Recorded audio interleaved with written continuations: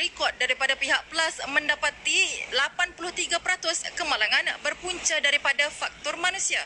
Justru pengguna jalan raya dinasihatkan terus berhati-hati dan ikut peraturan yang ada.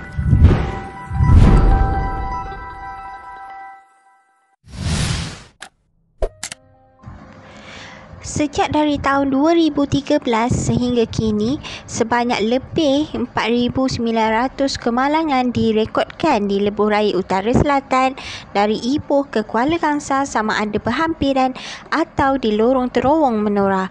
Dan dari jumlah itu, sebanyak 128 kes ialah kemalangan maut dan 439 kes ialah kemalangan yang menyebabkan kecederaan parah. Kedudukan terowong menora terletak di bawah banjaran Keledang, Negeri Perak.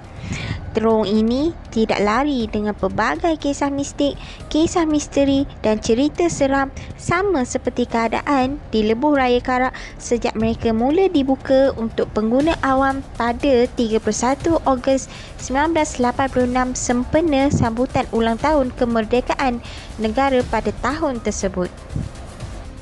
Walaupun nama menora itu sinonim dengan kisah aneh dan mistik, tidak terkecuali juga kemalangan yang mengerikan, akan tetapi masih ramai yang tidak tahu dengan kewujudan sebuah kampung bernama Kampung Menora yang terletak di Kuala Kangsar berdekatan terowong tersebut. Walaupun kawasan di sekitar terowong itu memang diakui keras oleh kebanyakan pengguna jalan raya, namun menurut Ketua Kampung Menora Azmi Jaafar, dia yang pernah bekerja sebagai penyelia PLAS selalu berhadapan dengan kes-kes kematian yang amat mengerikan. Terowong sepanjang 800 meter ini sering dikaitkan dengan kisah misteri, menyebabkan terowong menora digelar sebagai jajaran maut. Sebenarnya terowong menora ini mempunyai dua buah terowong sebelah menyebelah. Namun terowong ke arah selatan, keadaan jalannya agak curam dan berselekoh dan banyak kenderaan berat seperti lori dan bas akan tersasar atau terbabas hingga ke kaunter tol di Plaza Tol Ipoh. Ramai di kalangan pemandu bas dan lori memanggilnya sebagai jajaran maut kerana brek pada bas dan lori akan tiba-tiba secara tidak langsung tidak berfungsi dan hilang kawalan. Pernah sebelum ini tular di media sosial apabila seorang netizen memaknai gambar Pontianak sedang terbang di atas terowong menora. Gambar yang menyeramkan itu menunjukkan kelibat hantu atau Pontianak yang kelihatan terapung-apung sebelum memasuki terowong menora pada waktu siang. Ada yang pernah menceritakan bahawa sebenarnya terdapat kubur lama di atas puncak terowong menora tersebut. Tetapi sebenarnya nama menora dikatakan tercipta apabila orang Kedah datang menyerang Perak dengan hasutan Raja Siam.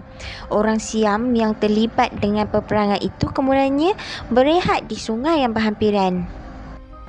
Mereka pun mengisi masa lapang dengan mengadakan tarian menora dan nama itu kekal diguna pakai sehingga kini.